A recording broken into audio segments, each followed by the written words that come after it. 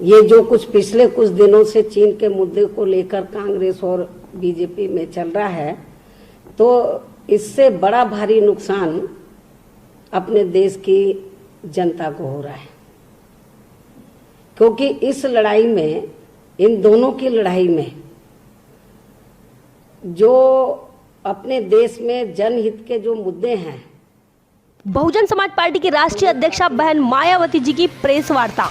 केंद्र और राज्य की सरकारों को लिया आड़े हाथों, कहा कांग्रेस और भाजपा दलगत राजनीति से ऊपर उठे और कोरोना काल में आरोप प्रत्यारोप छोड़ जनता के लिए उठाए अपने अपने राज्यों में सख्त कदम। बहन मायावती जी ने कहा, चीन के मुद्दे पर कांग्रेस भाजपा की आपसी राजनीतिक लड़ाई में जनहित के मुद्दे दब रहे हैं और सामान्य जनता को नुकसान उठाना पड़ रहा है। आगे वो कहते हैं, बहुजन समाज पार्टी हमेशा ही देश हित को ऊपर रखती है, कभी भी देश के ऊपर उठकर दलगत राजनीति नहीं करती, बल्कि देश हित को सर्वोच्च रखते हुए सरकार किसी की भी हो, लेकिन बहुजन समाज पार्टी देश के सम्मान में सरकार के हर फैसले के साथ होती है। उसी प्रकार बहुजन समाज पार्टी जनहित के मुद्दे पर संवेदनशील है।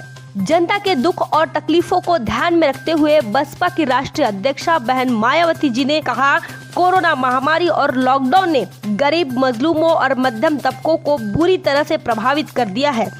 आज जनता आर्थिक दिक्कतों से गुजर रही है, वही महंगाई की मार से लोग त्रस्त हो रहे हैं और पेट्रोल डीजल की बढ़ती कीमतों से सामान्य जीवन त्राही त्राही हो सकता है। इसका असर खाने पीने की चीजों और रोजमर्रा की जरूरतों पर पड़ेगा, जिससे काफी मात्रा में देश की जनता को परेशानी का सामना करना पड़ेगा। सरकार जनता के हितों को ध्यान में रखते हुए पेट्रोल डीजल की बढ़ती कीमतों पर रोक लगाए और कीमतों को नियंत्रित करे।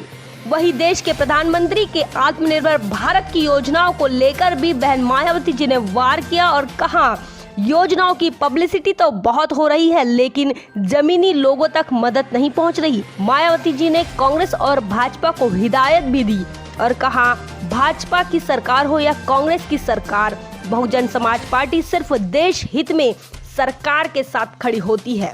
उस पर कांग्रेस द्वारा आरोप लगाना कि बसपा भाजपा की प्रवक्ता है या भाजपा द्वारा बसपा पर आरोप लगाना कि बसपा कांग्रेस की प्रवक्ता है, यह पूरी तरह से गलत है और झूठ है। जबकि बसपा एक राष्ट्रीय पार्टी है और सिर्फ डॉक्टर बाबा साहब अम्बेडकर इनके विचारों की प्रवक्ता है, इनके आंदोलन की प्रवक्ता है, मान्यवर कांशीराम साहब के त्याग और बलिदान की प्रवक्ता है। आगे उन्होंने कांग्रेस पर इल्जाम लगाया कि बहुजन विरोधी नीतियों के कारण ही डॉक्टर बाबा साहब अम्बेडकर जी ने कानून मंत्री पद से इस्तीफा दिया था। ये कांग्रेस भूले नहीं और कांग्रेस की इसी बहुजन विरोधी नीतियों के कारण बहुजन समाज पार्टी का निर्माण हुआ।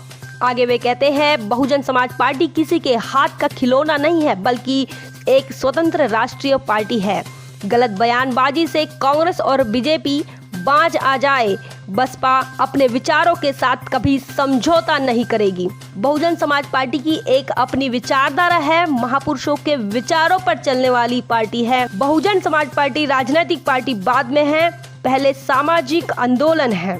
कांग्रेस और भाजपा बहुजन समाज पार्टी पर बेहुदे आरोप लगाना बंद करे। बहन कुमारी मायावती जी ने बहुजन समाज के लोगों से कांग्रेस और बीजेपी द्वारा फैलाए जा रहे झूठे बातों से सावधान रहने की बात कही है। बहुजन विचारधारा को घर घर तक पहुंचाने के लिए हमारे YouTube चैनल को सब्सक्राइब करें, लाइक करें, कमेंट करें, शेयर करें और बेल आइकन की घंटी दबाना ना भूलें।